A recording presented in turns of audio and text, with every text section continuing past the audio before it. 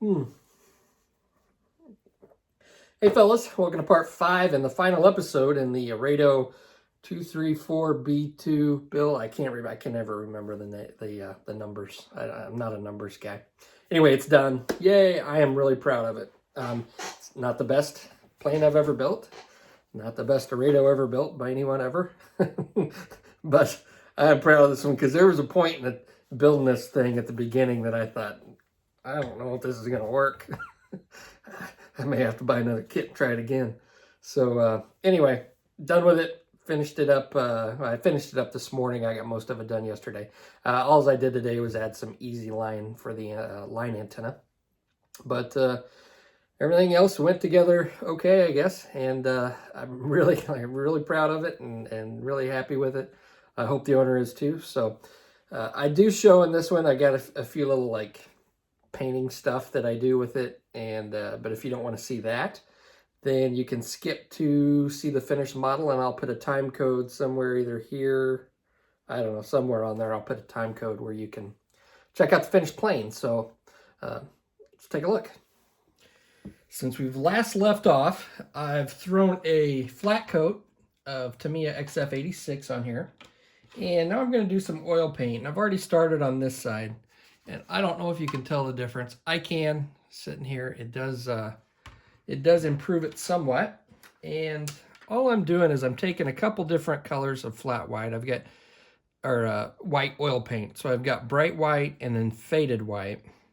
And all I'm going to do is I'm just going to go over the white areas and add a little bit more variation in the white paint to make it look a little more sporadic. So I'm just taking some mineral spirits and I'm spreading it over the white part. And then I'll take some bright white, which is this stuff right here. And I'm going to do a dot filtering technique.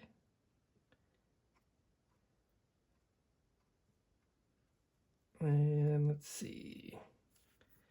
Okay, now let's take some faded white, which is the white with a little gray in it.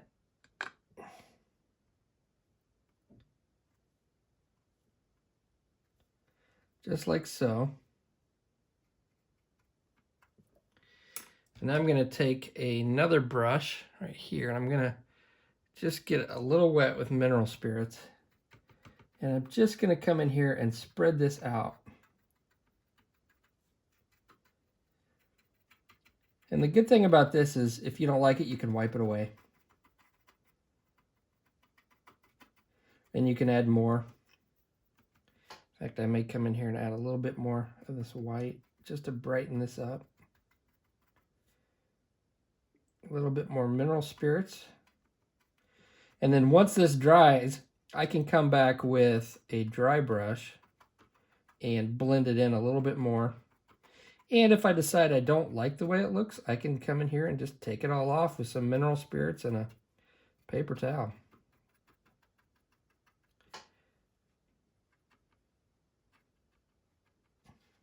But this adds a little bit more variation in that white. It'll brighten it in some areas. And I can dull it down in some areas.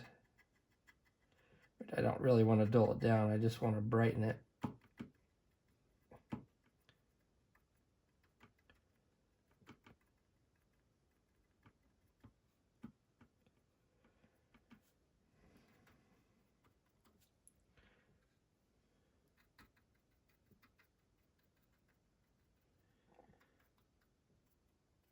And this has a tendency to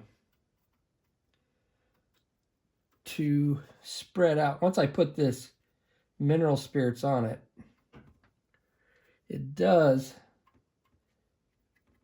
lighten up, or I should say, you know, I'm working with white. I don't know whether to use lighten up as a term, but it does tone down a little bit.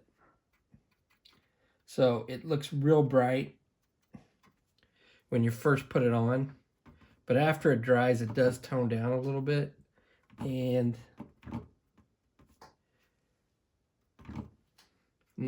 not be quite as stark. go ahead and add some more over here.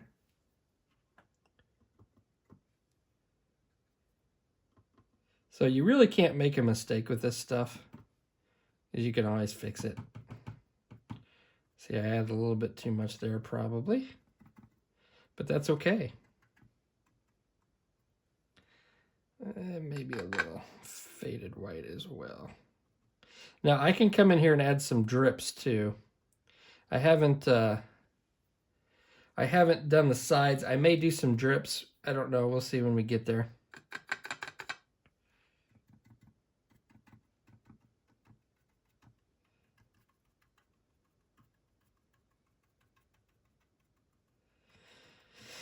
And I haven't come down here on this side and blended it in any. I may try that here in a second. I don't know that I really want it to blend in anymore over there. I really like kind of the look of it. But this is all there is to it. It doesn't take that long for this to dry. This has been sitting overnight, and I can touch it and it won't rub off unless I really rub at it. And this is the 502 Abtalon oil paint. It's what I typically use. Don't buy that crap from Walmart. That stuff sucks. 502 is really good stuff. And then I've heard, what's that other one? Winsor & Newton also makes some good oil paint from what I understand, although I've never used it. Now I did get a little bit over here. I can wait to rub that off, or I can just rub it off right now with a dry Q-tip. Okay. So to blend some of this in, and it probably won't get picked up on camera too well, just because it's white on white, I can take a stiffer brush like this one, and I can come in and just blend out any hard edges that I have. There's some right there. And again, I don't have any mineral spirits on here. If I put mineral spirits on, it will start wiping it away really quick. Just blending it, smoothing it out a little bit. I can see here in person, but I don't know how much of this you're going to pick up on camera. But that's all there is to it. Now, once this dries, I'll probably put another flat coat on it and then maybe try some streaks. And then I've also got some of these pencils, and I forgot what kind these were. You can use watercolor pencils. You can use different kinds. These are some, let's see, these are metallic colored pencils. And they're come in different colors. Now, they are metallic, but it really doesn't show up as metallic. And what I've been doing over here is I've been adding some like chips along the some of these panel lines, and I really need to sharpen this. Let's get a piece of paper out and sharpen my pencil up. Ooh.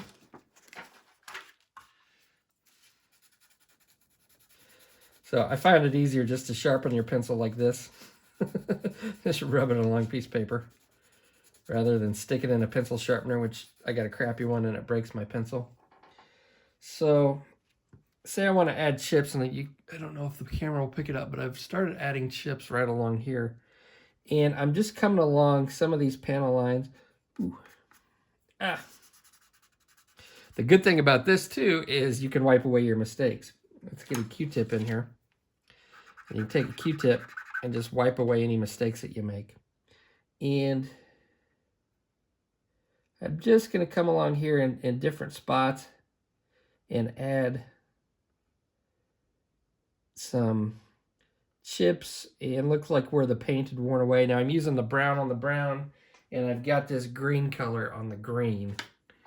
And rather than use like a regular pencil or a like silver pencil, because I don't think that really makes realistic looking chips, this is more like the paint was just starting to wear away, and it's a little more subtle than using like a silver. And let's see. And you can see I've done it down here as well, right along the edge. So we can come in here and just take our pencil and go along, and you can see how bright that is. Now this will get toned down. This should get toned down a little bit too once I throw another flat coat on it. And the reason I'm doing this before I throw a flat coat on to save my work with the oil paint is because I'm not really marking over the oil paint. I'm marking in areas where I'm not going to be using the oils, and it'll save me from having to throw on 100 different coats of clear to save my work if I can work on other areas with different stuff before I throw on a flat coat. So I'll get as much done before I throw on a flat coat that I can that won't interfere with each other. And that'll just save me. Let's take the brown and just be haphazard with it. It's one of those things, if you try to make chips, it looks like crap. And for demonstration purposes, I'm not being real particular, but just to give you an idea what we're looking at. And if I don't like it, I can come in here and I just kind of wetted this down. You just wipe it away. So I don't use colored pencils that often, but there's a lot of people that do, and you can get some really cool results with it. It's one of those subtle little things that you can do to really improve the look.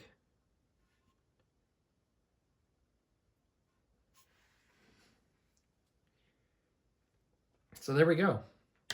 Now I'm going to get on, let's see, I will get on with, I think I got some other areas to do with the oil paint, and then I'll clear it, and we'll come back and see if I'm going to add some streaks or not. I don't know. And then I probably will add some pin washes to some of these panel lines, because when I was chipping the white paint, it got in some of the panel lines, and I really don't like the look of it, so I want to straighten that out.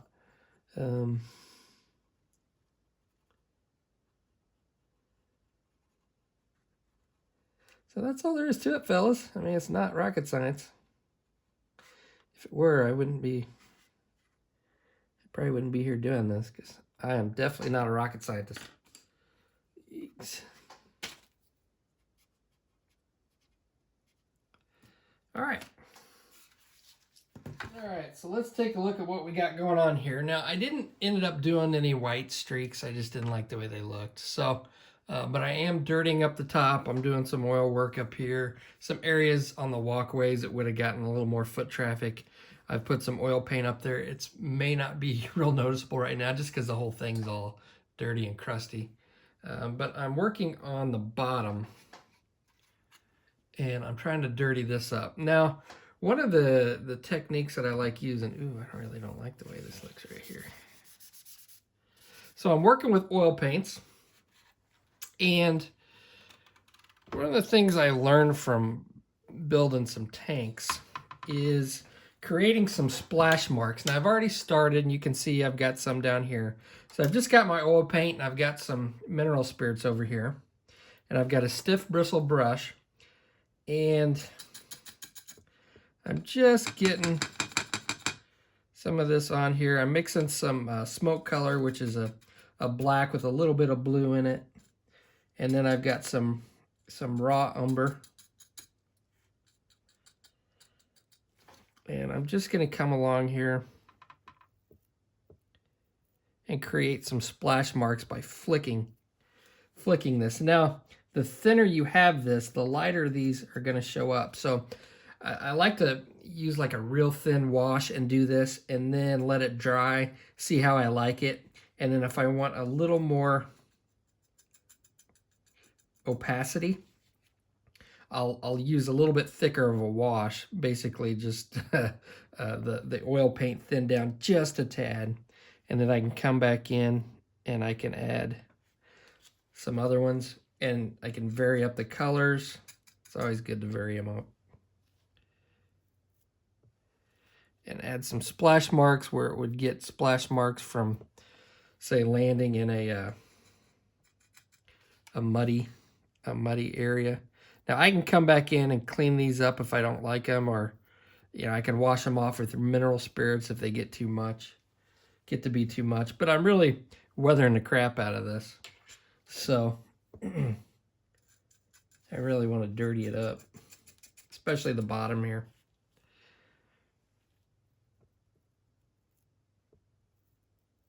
Just like so.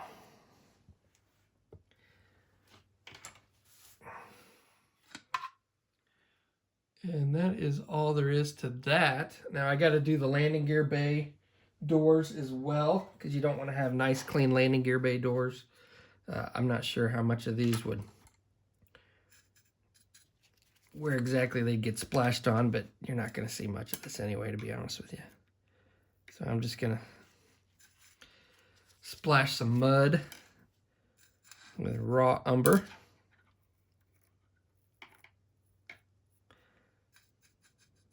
Ooh, I got a lot on there. Let's see what this looks like. Oh, yeah. Oh, it's all dirty. Oh, this is fun. This is fun, guys. You having fun yet? Oh, I just can't wait to get this model done. Okay, yeah. So that's a little tip that I use. I call it a tip. I don't know what the hell I'm doing. If you guys are following me and like, oh my God, he knows what he's doing. No, I have no clue. I just play around, do stuff. I'm just not afraid to try different stuff. You can't be afraid. It's just a freaking model, fellas. So anyway, I'm going off on a rant. I'm going to get to finishing dirtying up the bottom of this plane. And I don't know, this may be it. I'm not sure. So if it is, well, we'll see it when it's done. So here it is, fellas. Let's do a little spin. Yay, it's done. Yay for us. Yay. Oh, I'm so excited. I'm really excited. There it is. I'm really happy with this one. Never, like I said, never done a winter camouflage scheme before, and I think it turned out pretty good. Probably not the best winter camouflage scheme ever. Probably not the best model ever built, but I'm proud of it. So that's all that matters. And I hope the customer is going to be happy with it, and I think they will be. I figure if I'm happy with it, then the customer's probably going to be happy with it. But I can't really think of anything that really gave me too many issues putting it together. The final assembly.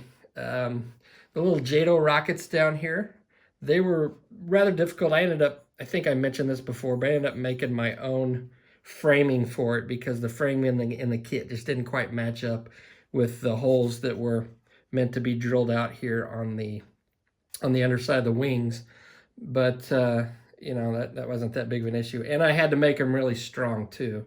So I used sprue goo to attach those, and then I used sprue goo to attach it to the bottom of the wing. So they're on there nice and solidly. The landing gear was white metal the guy sent me, so I ended up using that. The kit does have plastic stuff, but even if you use the kit or the white metal, you still have to put these struts on here that are resin, and they're really fragile. So I've got those glued on there. I did add some wiring to the landing gear as well, and then some struts with some brass tubing.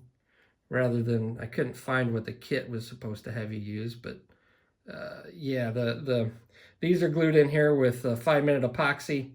The wheels, I flattened those out with a file just so it would sit lower. I know they're not bulbed out like they should be, but with all this other detail, I really didn't know how to replicate it. So I just went ahead and flattened those out so it looks like there's a little bit of weight on it.